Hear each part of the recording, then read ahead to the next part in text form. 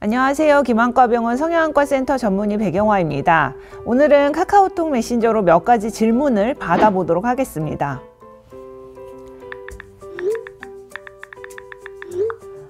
아이가 속눈썹이 자꾸 눈을 찌른다고 합니다.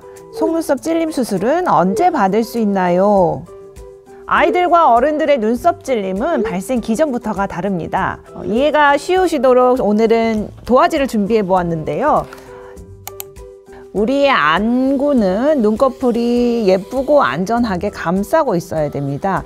이렇게 눈을 감싸고 있는 눈꺼풀이 있는데 이 눈꺼풀의 위치가 튀어지거나 아니면은 앞에서 뭔가가 밀게 되면 눈썹 찔림이 발생하게 됩니다.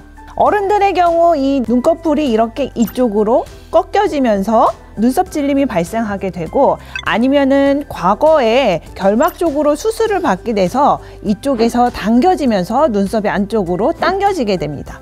반면에 아이들의 경우 굉장히 건강한 눈꺼풀을 가지고 있는데도 불구하고 눈썹 찔림이 발생합니다. 아이들의 경우 얼굴 주위에 젖살이 도톰하게 자리 잡고 있죠. 눈꺼풀도 마찬가지입니다. 이렇게 눈꺼풀 주변에 도톰하게 살이 붙어 있는데 이를 부안검 또는 덧눈꺼풀이라고 합니다. 다시 그림을 그려보자면 정상 눈꺼풀은 이렇게 반듯하게 서 있으면서 속눈썹이 바깥으로 나가게 되어 있습니다.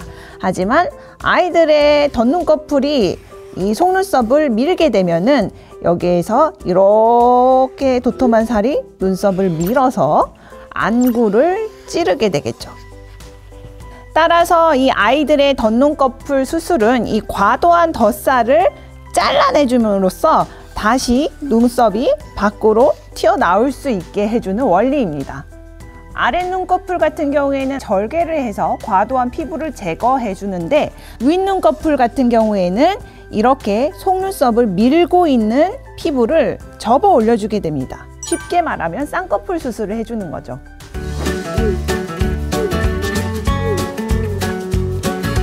이런 덧눈꺼풀은 눈꺼풀 주변에 살이 많은 동양 아이들에서 매우 흔하게 발생합니다. 그런데 눈썹이 닿는다고 해서 모두 문제가 되면 정말 많은 아이들이 태어나자마자 눈꺼풀 수술을 받아야 되겠죠. 하지만 아닙니다.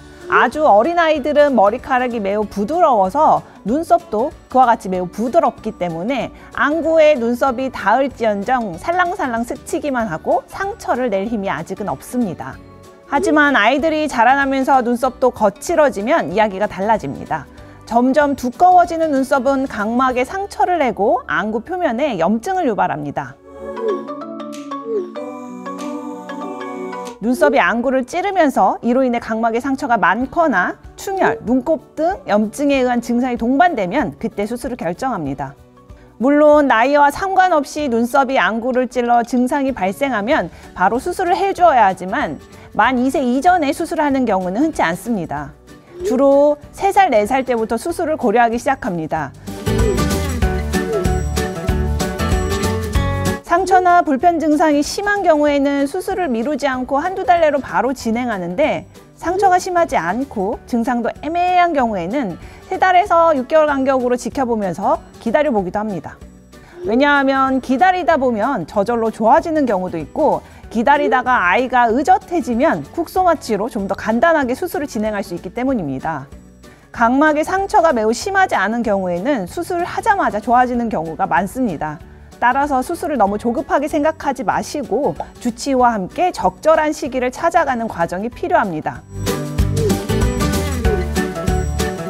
이처럼 아이의 눈썹 찔림 정도와 상태에 따라 수술 시기는 달라집니다. 정확히 수술이 필요한 상황인지는 안과에서 색흑등 검사를 통해 결정해야 되기 때문에 충혈, 눈부심, 눈곱, 눈비빔 등의 증상이 있다면 반드시 성형외과 진료를 받아보시길 바랍니다.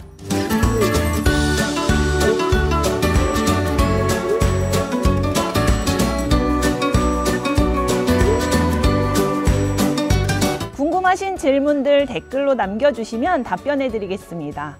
여러분의 눈 건강 해피아이 김안과 병원이 함께합니다.